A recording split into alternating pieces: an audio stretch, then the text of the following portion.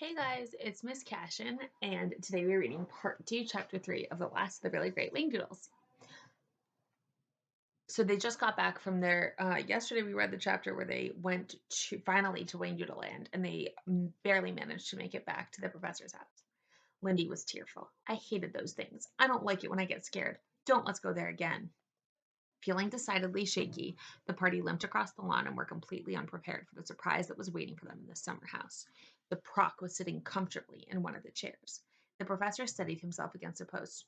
Proc, you are an annoying fellow. You turn up at the most inconvenient times.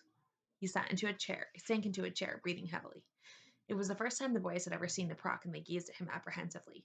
Lindy stepped forward and said in an angry voice, "You know, you're a very nasty man. You made us horribly frightened. That's not fair. You just apologize." The Proc nonchalantly crossed one long leg over the other. "Don't blame me, little girl. The professor knew what to expect. It's his fault for getting you into a situation like that." "It's not his fault. And stop calling me little girl. My name is Lindy." The Proc rose, eyes glittering with anger. "I came here to give you a warning. If you persist in this adventure, then the Sidewinders are just beginning. Give up this foolish idea of seeing the Whangdoodle, or it will be worse for you all."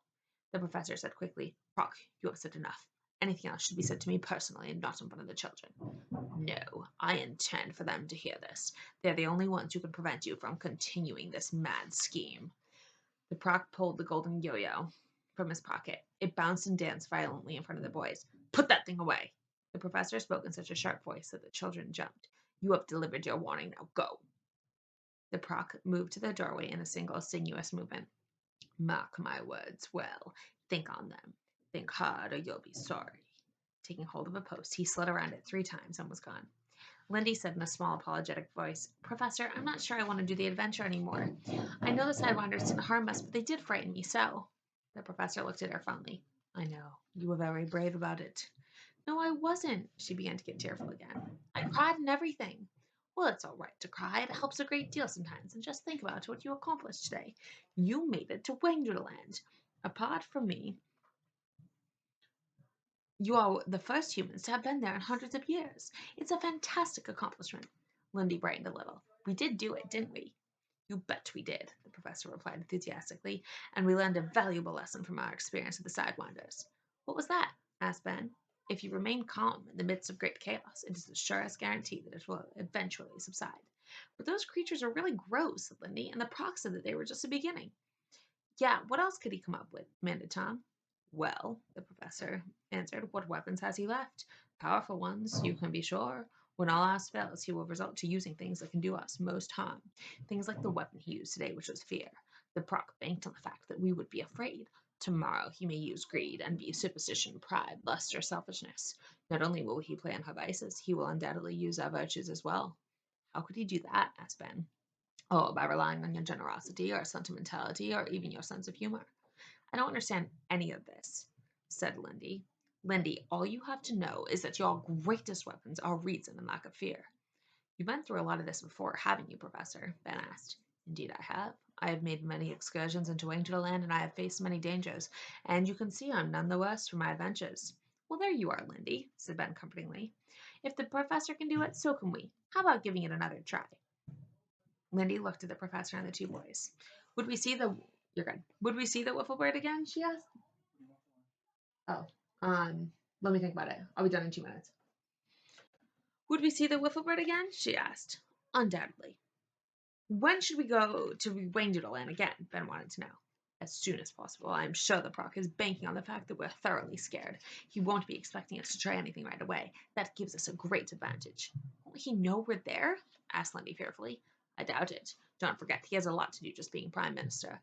I'm certain he only knows where we are when he has time to check." "Like he did with me," said Lindy, remembering her walk home from school. "Precisely. Now the best remedy for a bad scare is to turn right around and face whatever frightened you. So are you game for another attempt tomorrow?" "Yes," said Ben. "Yes," said Tom. "Okay," said Lindy. "Bravo," the professor beamed. "I have 3 of the bravest friends in the world. I am tremendously proud of you. Give me your scrappy caps. I don't want you wandering around with those on your heads. Go home now. Sleep well. Don't be afraid. I will see you early tomorrow." The children wondered how on earth they were going to face their parents. How would they stop themselves from talking about their fantastic adventures? To their surprise, it turned out to be much easier than they anticipated.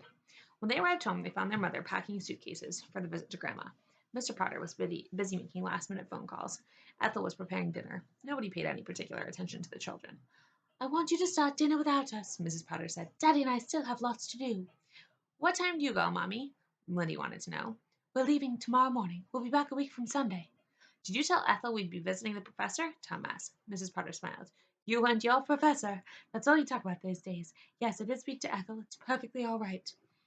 The children went downstairs to dinner. They were not very hungry, and they toyed with their food as they talked quietly together. Mrs. Potter would have been very surprised had she been able to hear the conversation. The children went over every detail of their amazing visit to Whangdoodle Land. They talked about the terrible sidewinders, the oily Proc, and the beautiful Wiffle Bird.